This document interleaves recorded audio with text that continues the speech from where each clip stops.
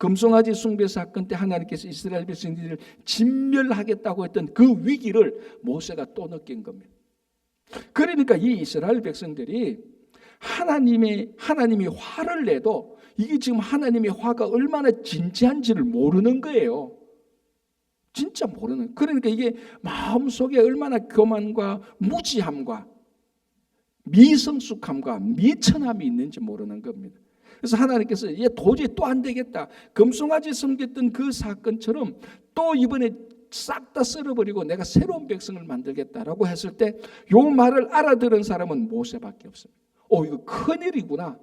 금송아지 사건과 같은 일이 또 일어나겠구나. 또 진멸하겠구나 해서 13절에 하나님께 모세가 급하게 중보 기도를 하는 거예요.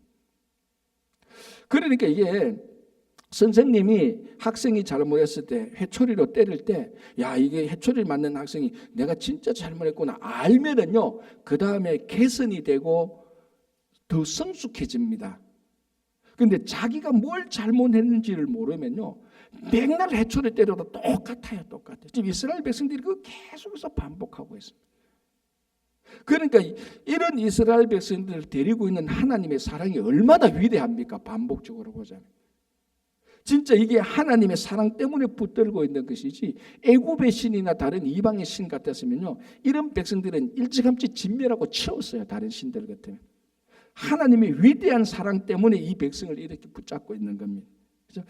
자 13절에 모세가 여호와께 여짜오되 애굽인 중에서 주의 능력으로 이 백성을 인도하여 내셨거늘 그리하시면 그들이 듣고 이제 13절부터 모세의 중보 기도가 나오는데 핵심은 이겁니다. 지금 이스라엘 백성들을 다시 살려야 되는데 지금 여기서 하나님께서 이스라엘 백성들을 다 진멸해 버린다면은 첫 번째 어떻게 되는가 하면요. 이 15절을 한번 보시기 바랍니다. 이제 주께서 이 백성을 하나같이 죽이시면 주의 명성을 들은 여러 나라가 말하기를 무슨 말입니까? 여호와 하나님께서 이스라엘 백성들이 이 광야에서 지금 다 진멸하신다면은 여호와 하나님을 알고 있는 다른 이방 민족들이 어떻게 생각을 하는가 하면은 16절에 여호와가 이 백성에게 주기로 맹세한 땅에 인도할 능력이 없었으므로 광야에서 죽였다 하겠다. 그러니까 무슨 말이죠? 하나님께서 지금 이스라엘 백성들 이 광야에서 다 죽여버리면은 여호와 하나님을 아는 우리를 애굽에서 인도했는 여호와 하나님을 아는 다른 이방 모든 민족들이 무엇이라고 말을 하는가 하면은 여호와 하나님이 이스라엘 백성들을 인도할 능력이 없어서 광야에서 다 죽였다라고 말할 것입니다. 그러면 이게 결국 하나님께 영광이 되지 않고 얼마나 수치와 누가 되겠습니까? 하나님의 영광을 위해서라도 우리 말하면 참으셔야 됩니다. 이거예요. 하나님께서 이스라엘 백성들 다 죽이시면 하나님의 영광이 온 열방 가운데서 하나님의 영광이 다 가려집니다. 하나님 그래서 이 백성을 살리셔야 됩니다. 하나님의 영광을 위해서라도 살리셔야 됩니다라고 말합니다. 근데 이게 우리가 수사적으로 하나님을 설득하기 위해서 했던 말이 아니고 모세의 진심이라는 게 위대하다는 겁니다. 그러니까 이 기도의 핵심은 뭡니까? 모세의 기도의 핵심은 뭡니까? 이렇게 되면 하나님의 영광이 다 사라진다. 이게 얼마나 수치스러운 일입니까? 하나님의 영광을 위해서라도 이 백성을 살리셔야 된다는 겁니다. 그죠? 자, 여기 첫 번째고 두 번째는 이제 구하옵나니 이미 말씀하신 대로 주의 큰 권능을 나타내옵소서. 자, 여기서 이제 이 상황에서 하나님의 권능을 나타내라는데 그 권능이 뭔가 하면은 18절 보시기 바랍니다.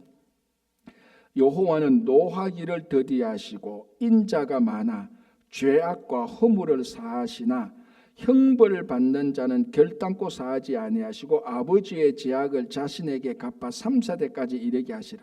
뭡니까? 이스라엘 백성들한테 이스라엘 백성들한테 심판은 하시지만은 궁극적으로 하나님은 뭡니까? 노하기를 더디하시고 인자가 많아 죄악과 허물을 사하신다. 여기에 또 초점이 있습니다. 물론 형벌 받을 자는 하나님께서 당연히 하나님께서 형벌을 주지만은 결국 하나님의 위대함이 뭡니까? 하나님의 인자하심이 아닙니까? 형벌 받을 자는 형벌 받는 것은 분명합니다. 그러나 하나님의 위대하심은 뭡니까? 여기 나오는 대로 노하기를 더디하시고 인자가 많은 것 아닙니까?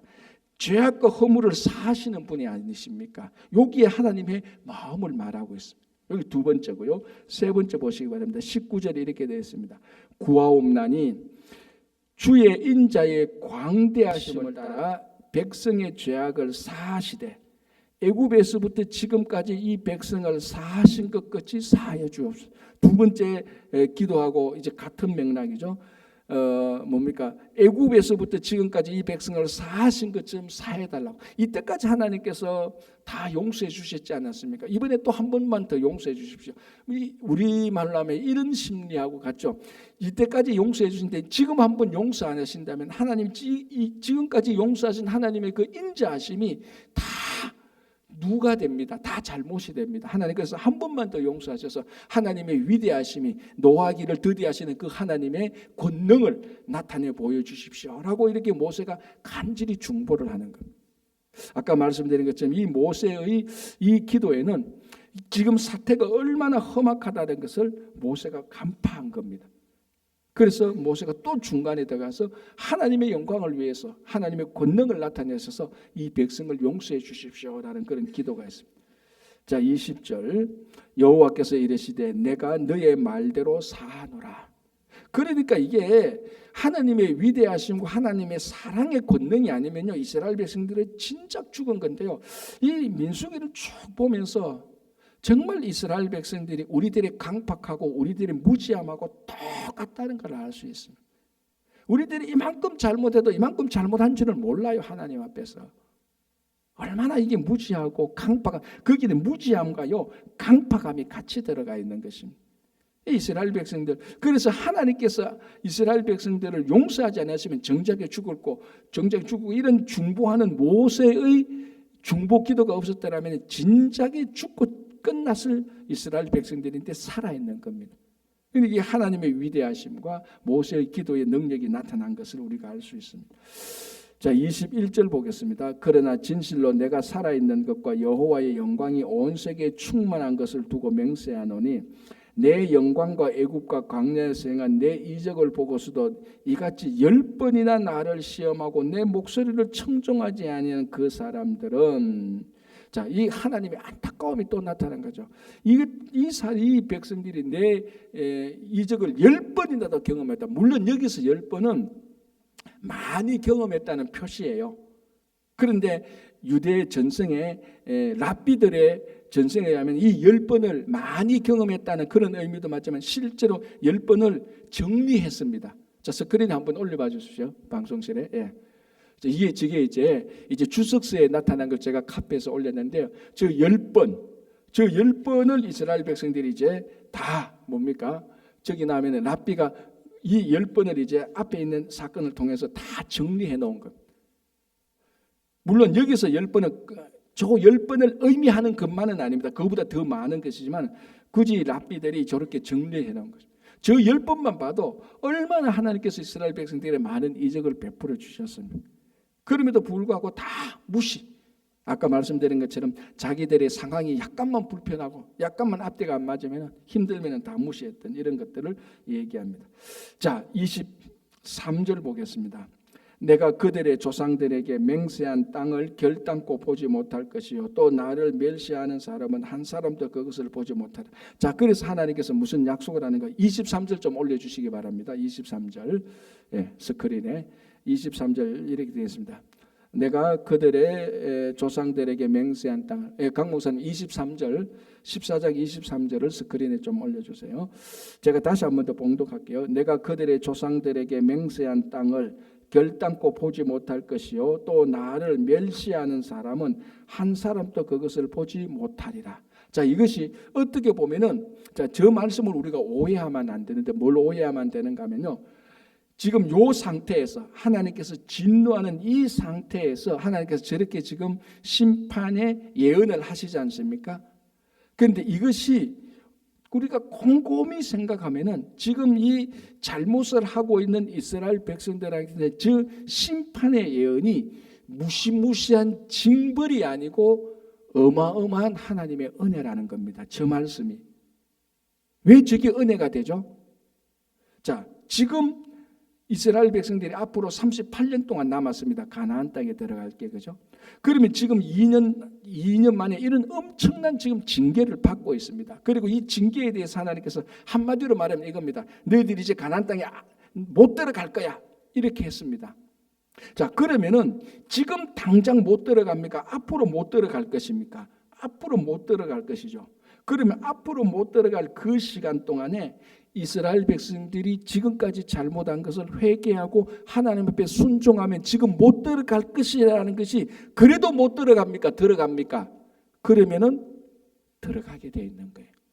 자, 우리들이 이 성경에서 뭘 지금 한국 사람이 계속해서 오해하는가 하면요, 이런 하나님의 심판의 예언의 말씀을 딱 고정된 운명으로 착각하기 때문에 그런 거예요.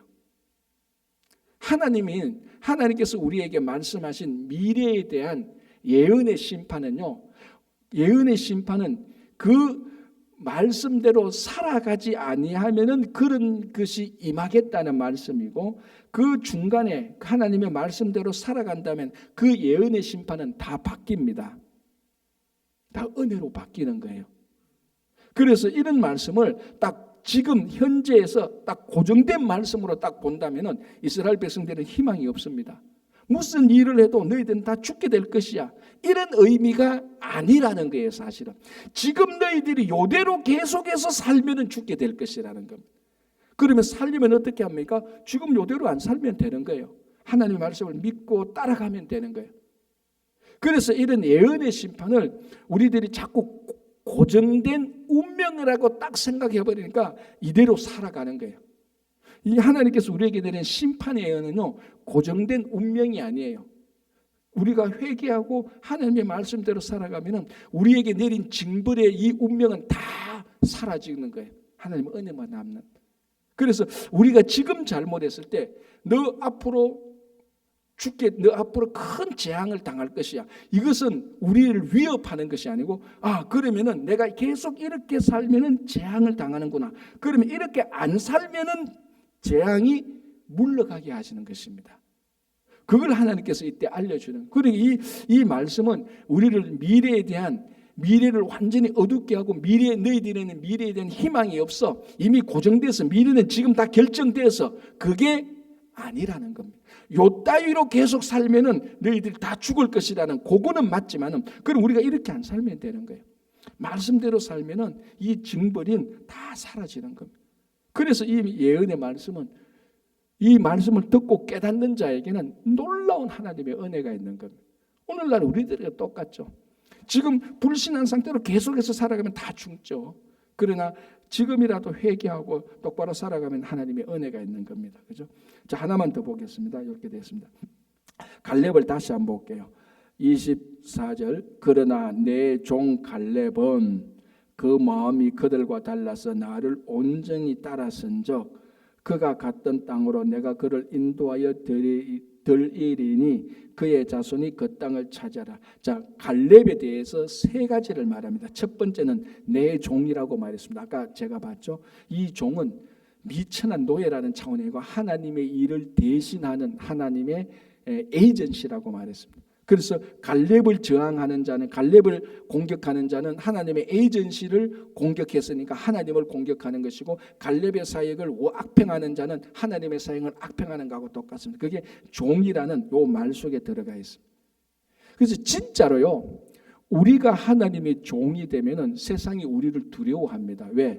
우리를 공격하면은 하나님을 공격하는 것하고 마찬가지로 세상을 아니까. 그죠? 자, 그래서 우리가 진실된 하나님의 종이 되는 게 중요한 거죠. 첫 번째. 두 번째는요, 그들과 달라서, 그 마음이 그들과 달랐다는 이 말의 히브리어 원뜻은요, 갈렙에게는 다른 영이 있었다라는 이런 말입니다. 이 다른 영은 10명의 사람들과 악평했던 10명의 사람들과 그 악평한 사람들의 선동에 휘둘린 이스라엘 백성들의 온 회중과 갈렙은 다른 영이 있었다는 겁니다. 그러니까 이 갈렙은 하나님의 영에 사로잡힌 사람입니다.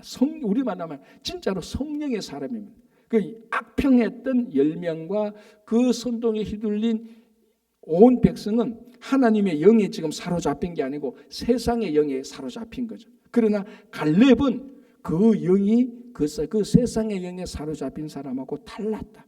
성령의 사람. 그러니 약속의 땅을 볼 때 하나님의 약속을 볼 줄 알았던 것입니다. 자, 그 다음에 같은 말이죠. 그 다음에 그 마음이 그들과 달라서 다시 번역하면은 갈렙의 영은 그 사람들하고 달라서 나를 온전히 따랐다. 하나님을 완전하게 따랐다라는 것. 그러니까 약속의 땅에 들어가서도 하나님의 약속을 보고 우리가 들어가면 됩니다. 하나님께서 우리에게 주신 약속입니다라는 그 말씀을 그대로 믿고 따라올 수 있었던 것입니다. 그래서 하나님께서 종 갈렙 그리고 갈렙과 함께 했던 여호수아, 그래서 마지막에 38절 보시기 바랍니다. 그 땅을 정탐하러 갔던 사람들 중에서 오직 눈의 아들 여호수아와 여분네의 아들 갈렙은 생존하니. 그래서 1세대 가운데 생존해서 가나안 땅에 들어간 사람은 여호수아와 갈렙밖에 없습니다. 나머지는 다 죽죠. 모세까지도 못 들어갑니다. 나중에 불순종해서 그 가나안 땅을 그냥 보는 걸로 만족하고, 여분네 아들 갈렙과 눈의 아들 여호수아는 이들의 영은 세상과 달라서 가나안 땅에 들어가게 되는 거예요. 결국 우리가 성령으로 살아가는 사람의 영원한 하나님 나라 들어가는 것하고 같은 겁니다. 그죠? 그래서 우리가 늘 하나님의 영에 사로잡혀서 말씀에 사로잡혀서 그렇게 살아가는 사람들은 세상의 영과 다른 영을 가지고 살아가는 여러분들 되시기를 바랍니다. 기도하겠습니다. 하나님 아버지 감사합니다.